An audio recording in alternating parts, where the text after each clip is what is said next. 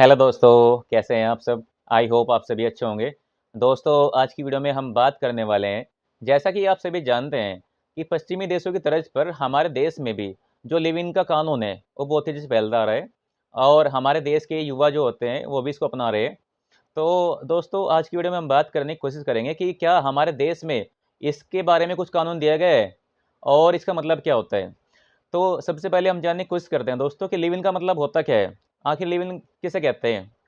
दोस्तों, इसका मतलब ये होता है यदि कोई वयस्क स्त्री और वयस्क पुरुष जो कि 18 प्लस है, बिना शादी किए एक साथ रहते हैं, एक घर में रहते हैं, एक छत के नीचे रहते हैं और दुनिया की नज़रों में उनको ये लगता है कि दुनिया वाले ये मानते हैं बाहर वाले कि इनकी शादी हो चुकी है।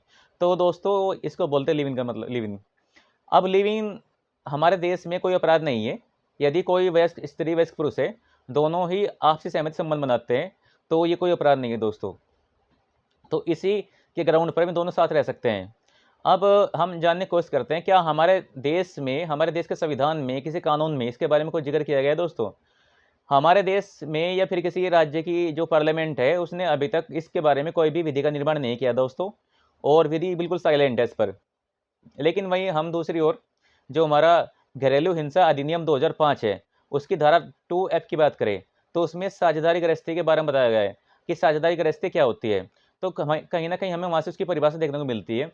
उसमें यह बताया गया दोस्तों, यदि कोई वयस्क स्त्री-पुरुष दोनों एक साथ निवास करते हैं, तो उसको साझेदारी गृहस्थी कहते हैं।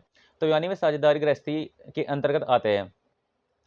इसके बाद में दोस्तों 2013 में इंदिरा शर्मा का केस के नाम से एक फेमस केस हुआ था। सुप्रीम कोर्ट ने इसमें कुछ गाइडलाइन बताई थी कि इसमें कब साथ में रह सकते हैं। तो इसके जो गाइडलाइन दी गई दोस्तों, उसके बारे में हम जानने का प्रयास करेंगे कि कौन-कौन सी शर्तें होती है जो कि उन्हें निभानी पड़ती है। नंबर 1 दोस्तों, इसमें पहली शर्त ये बताई गई है कि दोनों का ही 18 प्लस होना ज़रूरी है। यानी 18 प्लस दोनों का होना ज़रूरी है, चाहे लड़की हो चाहे लड़का हो। यदि वे दोनों 18 प्लस है तो दोनों साथ रह सकते हैं। लेकिन दोस्तों, वहीं अगर हम हिंदू मैरिज एक्ट की बात करें, हिंदू मैरिज एक्ट में जो शादी के लिए मिनिमम एज बताई गई है दोस्तों, लड़कों के लिए 21 साल की है और लड़की के लिए 18 साल की है। लेकिन यहाँ पर दोनों के लिए बराबर है, यानी दोनों ही 18 साल के होने चाहिए।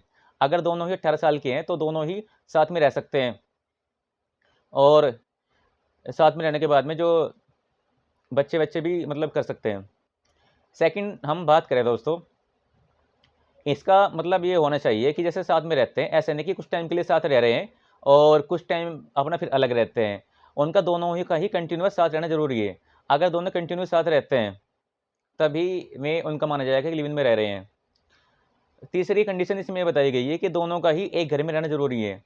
ऐसा नहीं कि दोनों अलग रह रहे हैं। सपोज़ कीजिए, लड़की दिल्ली में रह रही है, लड़का मुंबई में रह रहा है, तो ये नहीं माना जाएगा कि वे लिव इन में रह रहे हैं। दोनों का ही एक साथ में रहना ज़रूरी है। यदि वे एक साथ निवास करते हैं, तभी माना जाता है कि लिव इन में रह रहे हैं। और अगली कंडीशन ये बताई गई है कि दोनों एक ही घर का सामान यूज़ करना चाहिए उनका। ऐसा नहीं कि घर का सामान अलग-अलग यूज़ कर रहे हैं। अगर वे सारे के सारे अगर वे दोनों व्यक्ति घर का एक ही सामान यूज़ करते हैं, तो माना जाएगा कि लिव इन में रहते हैं। अब इसमें दोस्तों ये बताया गया था, यदि बच्चे होते हैं, बच्चे भी जो पति और पत्नी की प्रॉपर्टी होती है, उसमें से हिस्सा पाने के अधिकारी है। यानी कि जो उनके जो बच्चे होंगे, वैध बच्चे होंगे वे, तो दोनों ही अपने माता-पिता की प्रॉपर्टी से हिस्सा पाने के अधिकारी होंगे वे। आप भी सपोज़ कीजिए, यदि पति दोनों साथ में रहते हैं, उनके बीच में कुछ बात हो जाती है, कुछ लड़ाई-झगड़ा हो जाते हैं, तो उसके बीच में लड़की अपने पति से भरण-पोषण की माँग कर सकती है। धारा 125 के तहत वह अपने पति से भरण-पोषण की माँग कर सकती है और भरण-पोषण पाने की अधिकारी होगी दोस्तों। क्योंकि हमारे देश में लिव इन को कोई अपराध नहीं माना जाता और इसमें एक ये, भले ही इस पर कोई अभी तक विधि का निर्माण नहीं किया गया दोस्तों, लेकिन फिर भी इसको एक मान्यता प्रदान की गई है दोस्तों कि दोनों के दोनों साथ रह सकते हैं।